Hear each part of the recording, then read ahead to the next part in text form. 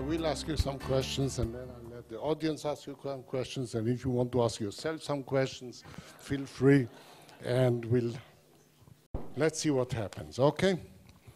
Let's start with the case for Israel. Why do we need a case for Israel book? There is no case for France, Canada, even Yugoslavia, which was split into 5 countries. Nobody published a book, a case for Slovenia. It's a great, great question. In fact, when I first proposed my book, it was called The Case for Peace. And I wanted to write a book arguing the virtues of peace, talking about what the peace dividend would look like, both for Israel, for the Palestinians, and for the world. And then a student came to see me one day. It was during the Aseret Yemei Tshuva, the 10 days of repentance. And he was a first or second year Harvard student. And he said, I need to ask you for tshuva. I said, I don't even know you. How can you ask me for forgiveness? You've never wronged me. He said, no, I've wronged you and I've wronged the Jewish people. I said, why? He said, I'm very knowledgeable about Israel. He said, I went to Camp Ramah as a student. I went to Jewish day school. But I'm now at Harvard, and I'm afraid to speak up on behalf of Israel. I don't speak up in my classrooms when teachers make anti-Israel statements based on ignorance or prejudice. I don't speak up in the bull sessions after class. I don't speak up at the dining room. I said, why not? He said, well, I'm embarrassed to tell you. I said, please tell me. He said, if I am perceived to be too pro-Israel, too pro-Zionist, I won't get dates. Women won't go out with me. I won't be popular. And I was shocked, because I grew up at a time when being supportive of Israel was a key to popularity. And of course, the next day I started a campaign at Harvard, Support Israel, Date a Zionist Tonight. May have helped a few Zionists, but it didn't help the cause for Israel. And I decided I really had to write a book outlining the case for Israel. And look, I believe, particularly in a university setting, that we have to acknowledge that Israel is not always right. Its policy decisions sometimes are mistaken, that the arguments are nuanced on all sides, that there is truth to both narratives, the Palestinian narrative, the Israeli narrative. I don't believe there's a moral equivalence. I do believe that Israel has the far stronger case, the far stronger argument, but I thought I would write a book that set out a nuanced case for Israel. And in writing it, I decided to try to make the 80% case. That is, I wouldn't support all of Israel's policies. I would support the 80% that virtually all Israelis and all American supporters of Israel agree on. And when I finally did write my second book, The Case for Peace, interestingly enough, I was looking for blurbs for the back cover, and I wanted blurbs from people that represented all points of view in Israel. And so I asked my dear friend Amos Oz to do a blurb. Amos Oz obviously represents a left-wing position in Israel. He's a Zionist, but he's very, very critical of Israeli policies. And I also got another friend, Arik Sharon, to write a blurb. And the idea that Sharon and Oz would agree on anything, they couldn't agree on lunch. They very, very stridently disagree on many of the policies. But when they saw the case that I made, which was the 80% case, they agreed, and they both wrote blurbs. And that's the case I try very hard to make. I'll just tell one more story. The rest of my answers will be shorter. But I spoke at a school called University of California, Davis, and there was an audience of about 1,000 students. And on one side, I saw students clearly who were pro-Israel. Many of them were wearing kippot. They blue and white and shirts that supported Israel. Some of them stand with us. And on the other side, clearly, there were another, maybe 100 pro-Palestinian students with green and flags and Arabic writing. And I said, before I begin my talk, I want to first turn to the pro-Israel students and ask you a simple question. If Palestinian leadership, this was before the split, before the joinder of Hamas and the Palestinian Authority, if the Palestinian leadership in general were to give up terrorism and were to agree to a two-state solution, would you favor a two-state solution in which Israel would have to abandon much of the territory it captured in the '67 war, most of the settlements would be ended. It would be an agreed upon two-state solution. Every single one of the pro-Israel students raised their hand and said yes. I then turned to the pro-Palestinian students. I said, I want to ask you a similar question. Would you support a non-settlement, non-occupying, two-state solution where Israel and Palestine live together? They huddled together, they mumbled to each other. Not a single student raised his or her hand. The president of the university, who was sitting next to me, nudged me and said, you can sit down now, you've won the debate. The 800 students in the middle clearly saw that this wasn't between pro-Israel and pro-Palestine, it was between pro-Israel and anti-Israel. That the students who purported to be pro-Palestinian students, at least in that group, were more concerned about there being a nation state of the Jewish people than they seemed to care about there being a Palestinian state, because they wouldn't accept the two-state solution. So for me, making the kinds of arguments that unify rather than divide is the key to what I've tried to do on university campuses, not always with success. It's a mixed picture on campuses around the world, certainly a different picture in London and Paris than it is in Montreal and New York or Palo Alto. But, and part of it has to do with the BDS movement, which I know we will talk about. So let's talk about that. I mean, Okay. Israel looks like is losing ground in the academic institutions in the USA and certainly in Europe. Now, how critical is it? What can we do about it? What can the Technion do about it? It's a great question. It is Israel as a brand, Israel as an image of positive contributions to the world. Israel is losing ground in American institutions. It has already lost very considerable ground in European institutions and among European intellectuals. I'll mention later on tonight a poll that was done by the BBC not so long ago in which they asked 30,000 people from 25 countries, naming countries, have they contributed more good or bad to the world? And the countries at the very bottom of the list were Iran, Pakistan, and then tied for third at the bottom of the list, Israel. Can you imagine Israel being cast in such company?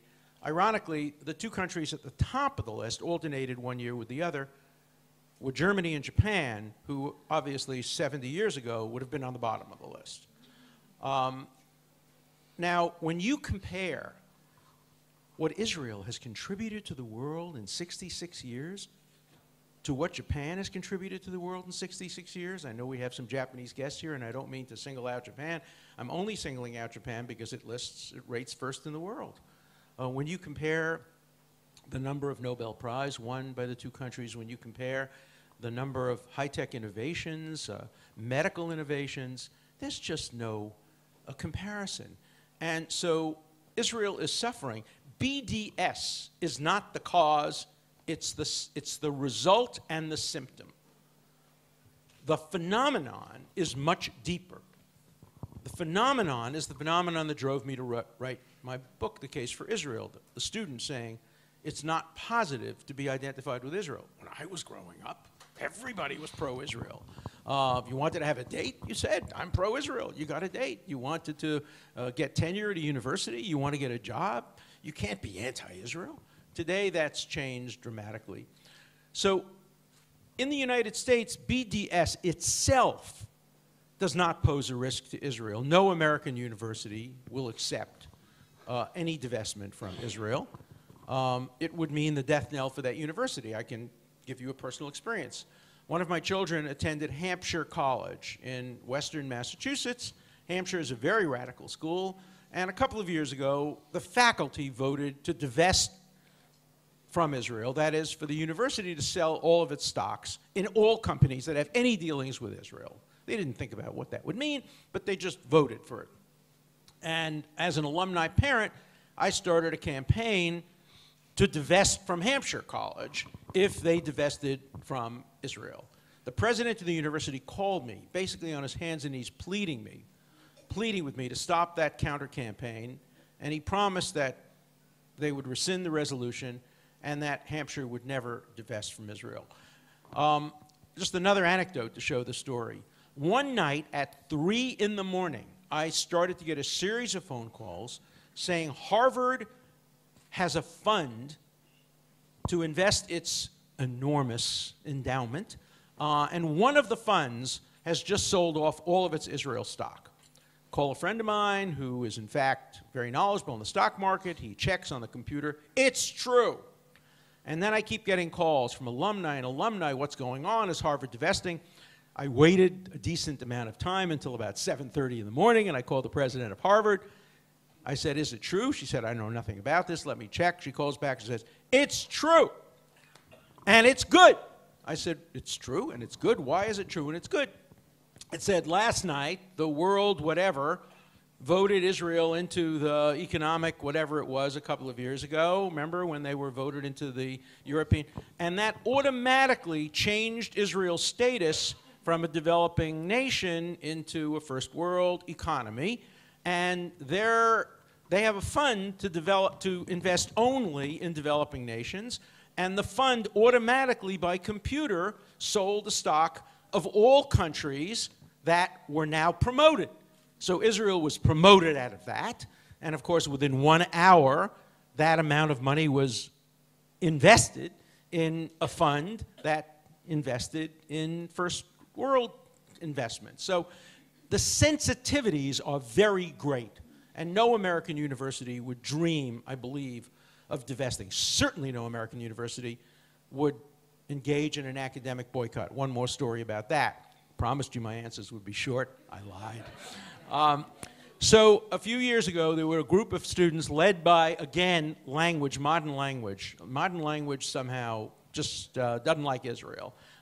Maybe does Noam Chomsky have something to do with it? I don't know. Do his students have something to do with it? I don't know. But modern language just voted again to boycott Israel. But this started a few years ago, and there was a campaign. So two of us, Steve Weinberg, who won the Nobel Prize in Physics some years ago from the University of Texas, and I drafted a letter, very simple letter. Both of us had honorary degrees at that point from an Israeli university. And so we wrote letters saying, we are alumnus of Israeli universities, and for purposes of any academic boycott, we want you to know we deem ourselves Israelis. So if you boycott Israeli academics, you must boycott us. And we sent it around to a few hundred of our colleagues, hoping maybe 20 or 30 would sign, and we'd get a letter in the New York Times. Well, we were surprised. 20 and 30 didn't sign. 11,000 American academics signed a statement saying, for purposes of any academic boycott, we are Israelis, Jews, non-Jews, Zionists, non-Zionists, people who had connections with Israel, people who didn't have connections with Israel.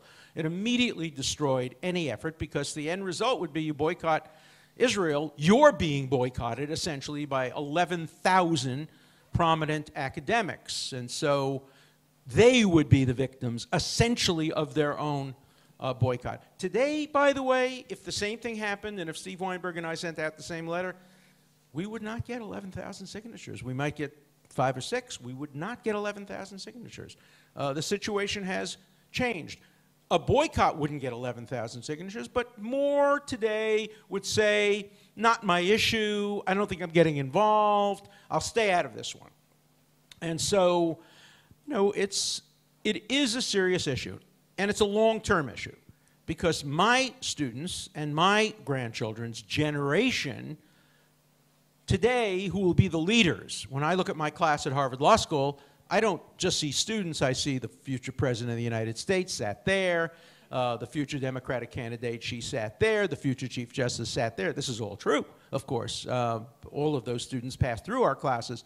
So these are the future leaders, and if they're being educated with an antipathy toward Israel today, that may influence policies in the future. There's no short-term danger in the United States. There is a short-term danger in Great Britain and in France and in some European countries. But it is critical, right? It is very critical. It is very critical. One has to think about the long term, yeah. Okay. the BDS is also trying to boycott Israeli products, and they differentiate between products developed or manufactured in Israel and products of the territories. I'm an industrialist, and I find it difficult to differentiate sometimes which product come from where. What's your take on that? It's a tactic. It's a tactic. The BDS movement figured out if they can get the foot in the door and get some boycott, they can then expand it. So it starts by just boycotting products made in the territories, and then they show these horror films about how deep into the territories some of these places are, and you know, you should. Then the next step is boycott products made in Israel until Israel ends the occupation. But then you see what Berghouti and others who are the founders of the BDS movement are saying to their own people. They're saying the boycott, the divestment movement will continue until Palestine is free from the river to the sea. That the boycott is aimed not at Israel's occupation of the West Bank, but of Israel's occupation of Haifa and of Tel Aviv and of Lud. And so it is clearly the beginning of a tactical three-stage step. And it's very complex because let's take the territories. I can easily see an Israeli or even somebody outside of Israel saying, look, I don't want to support the settlements deep in the West Bank. If I see a product that's coming from that settlement, maybe I can do something about encouraging Israel not to have settlements deep in those territories. I won't buy that product. But what is the center, what is the focus of the campaign against products made in the territories? SodaStream. Where is SodaStream? In Ma'ale Adumim, in the industrial part of Ma'ale Adumim, but Ma'ale Adumim nonetheless. What is Ma'ale Adumim? Americans don't know. Europeans don't know. Europeans don't know that Abbas himself has personally said that he and the Palestinian people have no expectation of Ma'ale Adumim, Gilo, ever being part of a Palestinian state.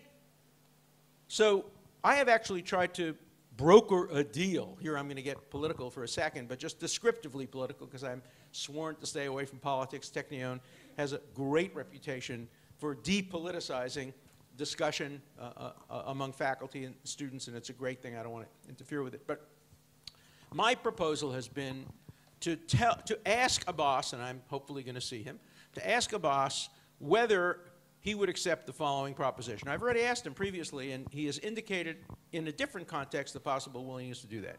And that is if Israel agrees not to build any settlements or increase any settlements that are outside of the security boundary in areas that will clearly become part of a Palestinian state if a two-state solution is agreed upon, would you, the Palestinian leadership, agree not to protest or criticize Israeli building in areas that you know for sure will remain part of Israel in any two-state solution? I don't know whether the Israelis would agree to that. I don't know whether the Palestinians will agree to that. But from a moral point of view, to me, there's an enormous distinction between products that come from areas that will remain part of Israel and products that come from areas outside of what will become part of Israel. Now, for those who believe in a one-state solution, either a Jewish one-state solution or a Palestinian one-state solution, those distinctions, nuanced distinctions, are meaningless. But to many, the distinctions would be, I think, meaningful. Also, I would never, ever accept a boycott as moral that focuses only on the nation-state of the Jewish people. For me, that's always going to represent bigotry. If you want to start boycott movements, start with the worst first. List all the countries in the world, not the way the branding studies that I talked about do it, but in some objective way. List the countries in the world that have human rights violations and boycott in order of the seriousness of the human rights violations. You know, you can't get a demonstration today against Syria with the barbarity that's going on. You couldn't get a demonstration even against what was going on with the kidnapping of the women in the Sudan and other horrible, horrible violations. Any effort to stigmatize Israel and only Israel outside of the context of a broad human rights approach is, to my mind, bigoted. Now, I make a distinction between Israelis and non-Israelis. As an Israeli, you're entitled to be much more critical of your own country than of any other country. As an American, I'm entitled to impose a double standard on my country. But no Presbyterian from Minnesota has the right to vote to divest from Israel if he hasn't first voted to divest from Cuba, Afghanistan. I can go down 170 nations that would come first. A Presbyterian in Detroit cannot impose a double standard. The Catholic Church in the Vatican cannot morally impose a double standard. They cannot expect more of a country because it's the nation state of the Jewish people, because to do that is to expect less of other countries. And that becomes a green light for human rights violations. It says to the people of Rwanda or Darfur, it's okay for you to slaughter each other, you're not Jews. But the nation state of the Jewish people, we expect more from you. And that's not acceptable. So for Israelis to do whatever it takes to change policies that they disagree with, I have no quarrel with that. My quarrel is that Israelis sometimes are so narrow-viewed that they don't understand that the exaggerated criticisms they make of the policies of their own government don't stay in Israel. They become grist for the mill of haters of Israel, who then say, see, even in Israeli. That's why I'm so opposed to the students, young people, well-intentioned people, who served in the army and come back and come to America and say, oh, our army is so brutal. These kids have no idea about the comparative way in which the Israeli army acts with the way other armies act. Every country in the world could have people who served in the army coming back and say, my God, we didn't realize war is really hell. But when you have these students go around speaking on university campuses, the impression is there's no army more brutal than Israel's. There's no government more repressive than Israel's. There's no occupation worse than Israel's, because Israelis are so verbal and so articulate and so global that they make their domestic case internationally, and therefore create the misimpression that Israel is the worst. That's why another British poll showed that people were asked to rank the country in the world that is most dangerous to peace, the most dangerous country in the world. Israel won that one hands down. Over Iran, over Iraq, over Afghanistan, you name it. Israel was number one. Because if you ask Israelis who care deeply about Israel, it's their number one problem. And your number one problem gets extrapolated into the number one problem of the world. And that's an issue that we have to deal with. I forgot to mention that you received quite a few honorary doctorates from... But this is the most important one, believe me. It's not Next question. Israeli officers are being sued in many countries, and for crimes, and then the Interpol gets in, and there is an international warrant, etc. Is there any advice that you can give us, them? I mean, those are people who really did what we send them to do. Well, first of all, not only can I give advice, I have given advice. Okay. I will repeat here what I've said over and over again. I will, without charge, without expenses, represent any Israeli official arrested anywhere in the world for performing duties as an Israeli official. I will do it, and I will put together the best legal team that I am capable of putting together. And I've already spoken to many lawyers in many parts of the world. We stand ready. I think it's no secret that when former General Shkedi flew to England a few years ago and was threatened with arrest, I was standing by. Danny, my friend here, was on the phone, ready to relate to me anything that happened to Shkedi. I was ready to get on a plane and appear. We had a British lawyer standing by. So far, nobody has been subject to a full judicial proceeding. We've gotten Britain to change its law, and it's much, much harder today in Britain for individual radicals to selectively prosecute those they disagree with. It's still a problem in Spain, although the Spanish government's approach has now changed somewhat. If I were an Israeli, I have to tell you I would take a different view from what I think some Israelis are taking. If I were an Israeli, I would march into Britain. I would present myself at the police station. I would have my hands out ready and say, let's have a trial.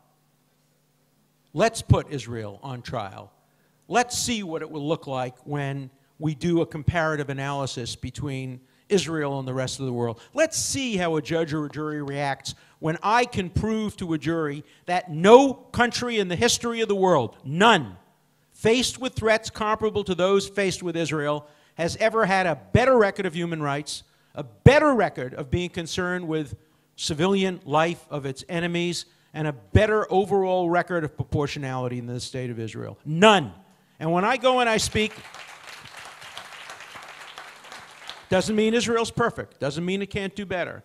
But when I go and I speak at universities anywhere, in Paris, in London, in Italy, no matter what, I issue the same challenge. I stand up and I point and I say, any one of you in the audience, name a country faced with comparable threats that has ever had a better record on these regards. And occasionally a hand will go up.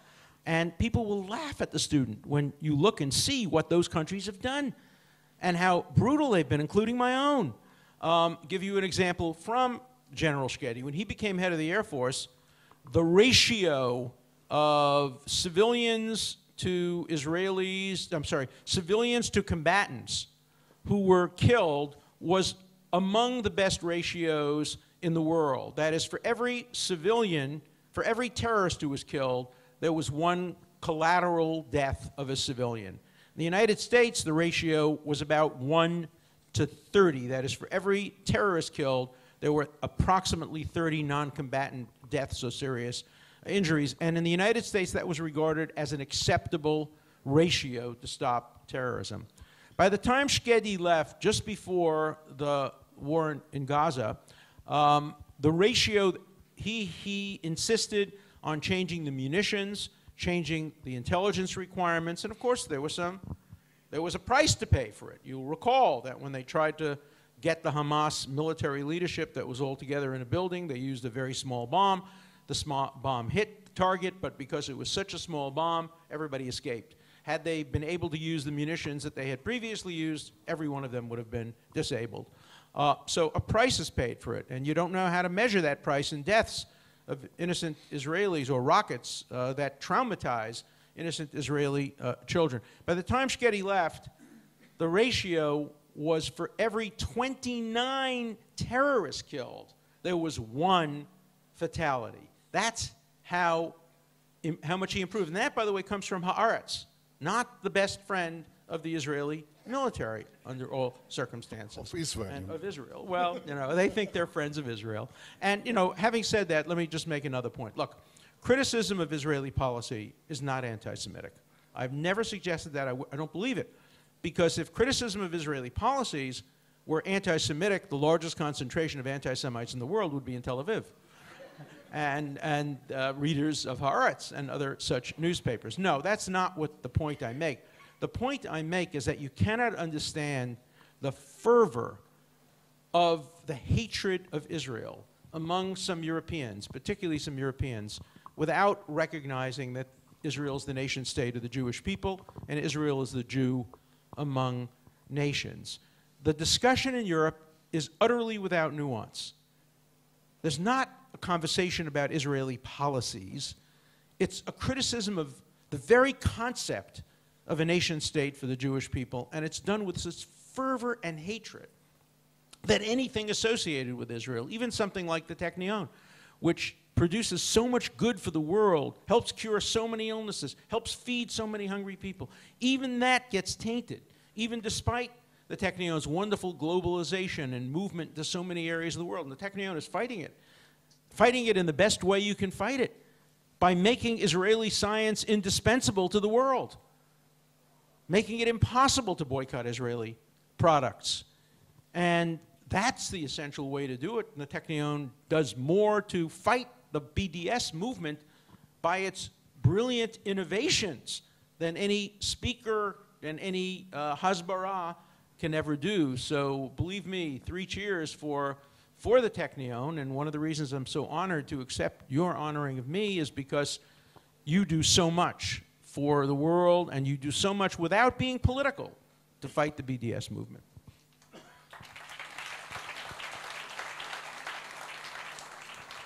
We are in Israel, so let me go into a little bit of a critical issue. Sure.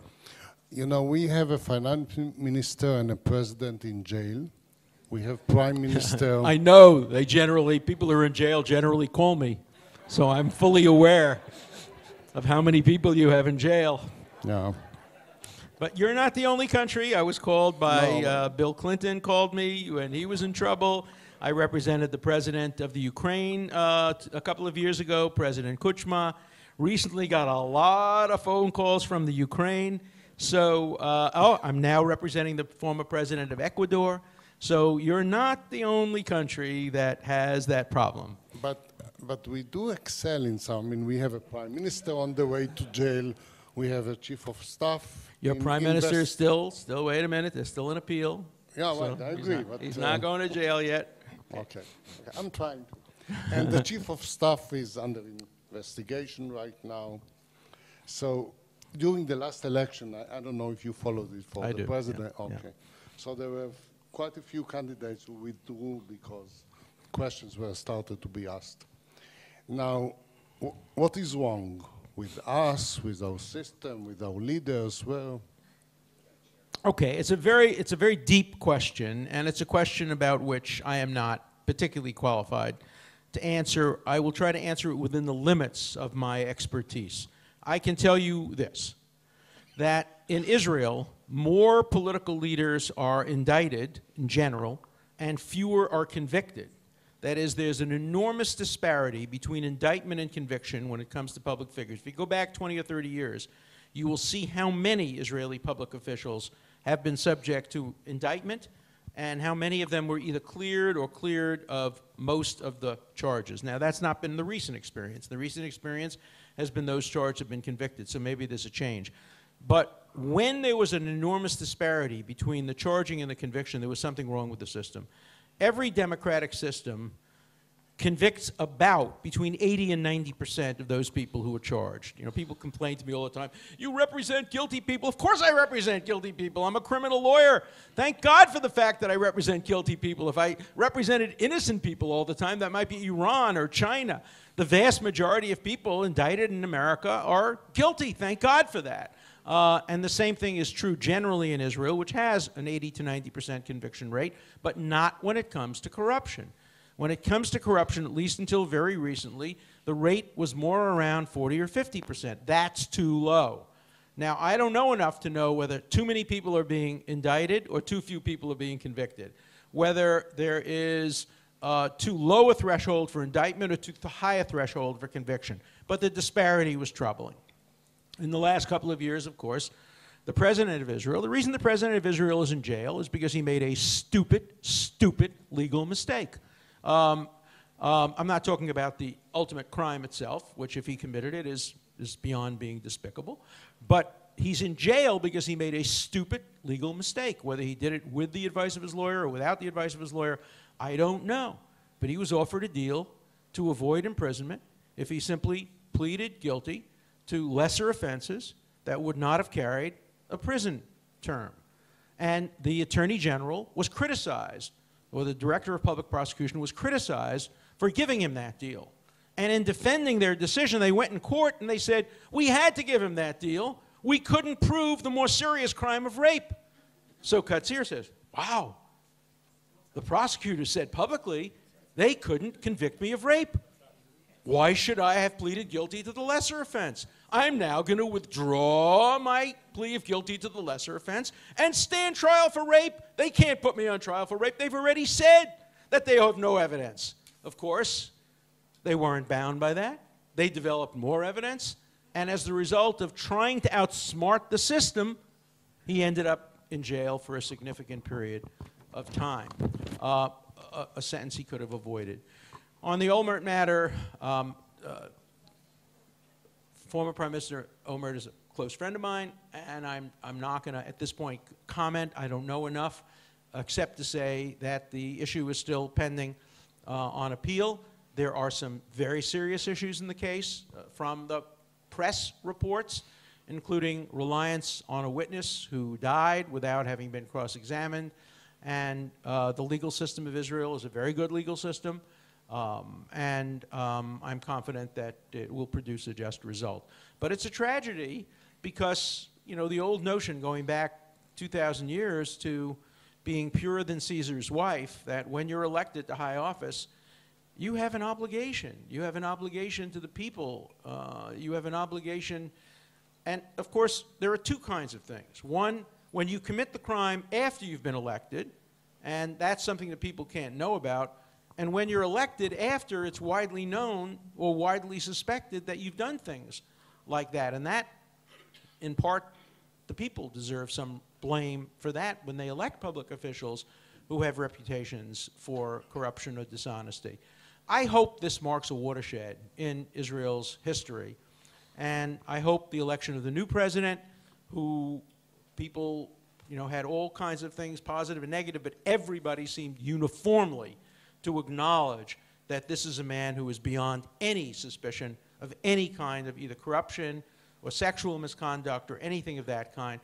I hope that marks a watershed in the end of this shanda, which is what my grandmother would describe it as. And it's not only a shanda for the state of Israel, it's a shanda for the Jewish people to have highly elected officials who even come close to lines of that kind. So I hope we're talking about past history, and I hope the future will be better. I think you're right. Different subject. What can we learn from the Arab Spring? What we can learn from the Arab Spring is that the Talmud was right when it said that prophecy ended with the destruction of the Second Temple. We have no ability to predict the future. Yogi Berra once said, prediction is difficult, especially about the future. And the Arab Spring caught everybody off guard. Everybody was caught off guard. There wasn't a single intelligence agency in the world who anticipated either the spring or the conversion of the spring into winter. You have to make decisions based on Bayesian analysis. And I would hope that the Technion would teach courses in decision-making based on uncertainty and probability and how you weigh the various costs of a Type 1 error versus a Type 2 error. This is the kind of thing that statesmen and diplomats and stateswomen have to understand, that you have to make decisions without being in any way sure of what will be happening in the world 6 months from now, 12 months from now, 18 months from now, certainly not 2 or 3 years from now. Yesterday, we took a wonderful trip, my wife, my friends, and I, to the Golan. And you stand on the top of the Golan and you remember the Syrians shooting down, and you think about what would have happened if Israel had returned the Golan in exchange for a promise from Assad of real peace. Then you look at what's going on in Syria today. I'm not saying that's an argument for not making a peace that would require surrendering the sovereignty of the Golan, but maintaining a presence for the next 50 or 100 years. I'm not here to make political decisions or military or strategic decisions, but I am here to say that anybody who thinks that they know what the Syrian regime or the Syrian government will look like a year from now is Meshuggah. My friend here today, who's with us, Michael Miller, is a very distinguished psychiatrist in America, and he should move here permanently if people are making decisions based on what they think they know about what Egypt will look like, what Turkey will look like, what Jordan will look like 10 or 15 or 20 years from now. We cannot know. We were not endowed by our Creator with the ability to think forward. We're very good at thinking backward. We're very good at analyzing our mistakes and perhaps even learning from them. But that, to me, is the major lesson of the Arab Spring. You know, between Jews, even the past is changed. It's changing. Well, I think it was Martin Buber, I'm going to quote him later tonight, who said, "The truth isn't what it was used to be." So, you know, when I look at the results of American foreign policy, I'm not excited. I get very excited. Yeah. Different meaning of the word. So what's your opinion? I mean, Iraq, what's happening now, Egypt, Syria, Iran. First of all, look who we elect to be presidents, without getting involved with Democrats or Republicans. A lot of people think Bill Clinton was a great president. He's a friend of ours. We like him a lot. He was really qualified to be president. He had been governor of Arkansas. You know what Arkansas is? I mean, I wouldn't even mention a city in Israel that's comparable. But, I mean, being governor of Arkansas, how does that qualify you to be president of the United States? Barack Obama, a couple of years before he was elected president, was a street organizer in Chicago who had never been elected even to a single office, had never had any experience in foreign policy. Both of them are very, very smart. On the other hand, George W. Bush, the first George Bush, was the most highly qualified person to be elected. He had had every position in America. He had been the head of the CIA, head of the Republican Party. He had been the ambassador to China, and he screwed up every single job he ever had. But that qualified him to be president of the United States, a job which he also screwed up. So, you know, at least in Israel, with all the disadvantages of the Israeli system, the craziness of the parties, and how you, at the very least, before you get elected prime minister, which is really just the prime among the ministers, you have to be a member of the Knesset. You have to have been in the Knesset for some years. You have to work your way up. The same thing is true in England. You have to start as a backbencher. You eventually work to the leadership of the party. You are in the foreign ministry. You do all of these things. At least there's a way of qualifying you. We have presidents by luck. Presidents by luck and presidents by charisma. And particularly foreign policy suffers as the result of it. I suspect most of our foreign policy decisions are made without real experience, so it doesn't surprise me. But you know, let's remember how ironic some of the issues are. So we think of Shimon Peres as a man, a great man of peace. I love Shimon Peres. He's a fantastic, wonderful president. I've known him since he was Director General of the Ministry of Defense back 100 years ago. That's how long ago we know each other. But remember that he urged the United States to go into Iraq. And who urged the United States not to go into Iraq? The former Prime Minister Sharon, who was regarded as a hawk. So, you know, you never know who makes the right decisions, who makes the wrong decisions. Shimon Peres argued against the esoteric reactor. Was, in the end, was that a good decision? I think it was. Some people think it wasn't. But you have to look back and judge your leaders not only based on what they advocated, but what they opposed, and look at history and see what we can learn from that. I think, again, what we can learn is one has to be very modest, not have great expectations. I worry very much about American foreign policy. I worry that the Iranians don't believe our president when he says that he will not allow them to develop nuclear weapons and he will take whatever means are necessary. He's telling the truth, the president. He looked me in the eye. I know him very well. We sat like I'm sitting next to you, even closer. And he said to me, "Alan, you know me. You've known me for a long time. I don't bluff.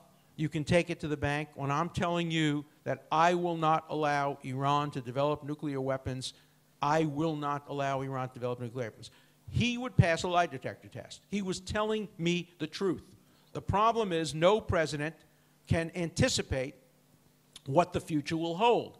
He would have also told me, sitting at that table, we didn't have that conversation, you can take it to the bank. I guarantee you that if Syria develops and uses chemical weapons against their own people, there will be a military response. He was telling the truth when he said that. He wanted there to be a military response. Congress wouldn't let him. We don't know how Congress would respond if the president tried to use military action against Iran, if the president believed that Iran had crossed certain red lines. And so Israel can never, ever outsource its defense to any country, no matter how close the alliance is. Israel must always have the ability to defend itself. And I said that to the president, and he agreed with me. I said, Mr. President, you cannot expect Israel to outsource its defense and to rely on the word of an ally. I quoted, as I've done in writing many times, Elie Wiesel, who said that for him the lesson of the Shoah is always, always believe the threats of your enemies over the promises of your friends. And Israel has to, A, believe the threats of its enemies, and B, it has to not count on the promises of its friends. It must have the capacity to do everything necessary to defend itself. And believe me, if it comes to that, the Technion will have played a central role in Israel's ability to defend itself. And that's a good thing. Don't let anyone ever, ever frighten the Technion or any other Israeli institution into not doing its duty of helping to defend the country from the horrors that it could face without a strong defense. Those of you who go to shul will remember that how many times a week do we repeat the phrase, Hashem oz le'amo yitain, Hashem yivarech et amo b'shalom. God will first give the Jewish people oz, strength, and only then will there be peace. The one lesson of being a Jew and of being the Jew among nations is there can never be peace without strength. The lesson of the Holocaust is we thought that having morality on our side was enough. It wasn't. Imagine how different the world would have been if there were an Israeli Air Force in 1941 and 42, if Israeli troops could have warned the citizens of Rhodes, could have helped try to protect the people of Hungary who walked to their deaths without knowing what faced them. There will never again be a Shoah because of Israel and because of the Technion. There will never again be a situation where Jews are unable to defend themselves and to deter and prevent the kinds of horrors that the world has once or more than once inflicted on the Jewish people, and many in the world would like to see inflicted on the nation state of the Jewish people. So never be ashamed of strength. Use it morally, use it properly, but never be ashamed of strength.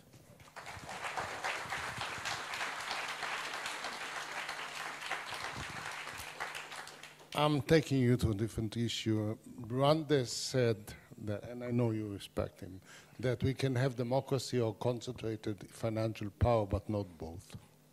If Brandes would have been alive today, what would he say about the US and about Israel, by the way? We're very similar in that respect. Well, I think Brandeis would be very much opposed to what is going on in the United States, where the wealthy are getting wealthier and the poor are getting poorer, and the disparity between wealth and poverty is increasing dramatically. It turns out the trickle-down theory has not worked, that it was believed by some that enhancing the wealth of the very wealthy would increase not only the relative wealth of the poor, the absolute strength of the absolute wealth as well. That just hasn't proved to be true. And where it shows most is in education. And that's the tragedy, because education is money, and education is power. Education is money in two ways. One, in the United States, unlike in Israel, you need money to have an education. I mean, to its credit, if you're a brilliant young student here in Israel, comes from a very poor family, you can get into the Technion. You can graduate with distinction here. You can't do that in the United States for the most part. The United States, we start our discrimination at the earliest level, at kindergarten, and it operates through the entire system. And money determines whether you will get a good education, and money determines whether you will become computer literate, technologically literate, genetically literate, all the kinds of tools that are required. I teach my students at Harvard Law School, if you want to be a good lawyer, you have to know science, you have to know genetics, you have to know technology. And we're getting wealthier and wealthier people excelling at universities. And it's money in another way. If you obtain the tools educationally, you can be very, very wealthy and be very successful. And if you don't, you will drop further and further down. If you graduate, wherever you graduate from, and don't have computer technology available to you, you cannot be successful.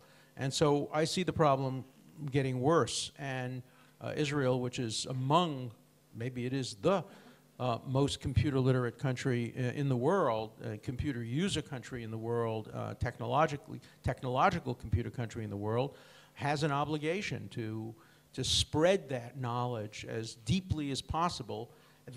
It's a real national security threat when a country has lots and lots of people as its own citizens who are not able to really operate within the economy. So Brandeis, as usual about so many things, was right.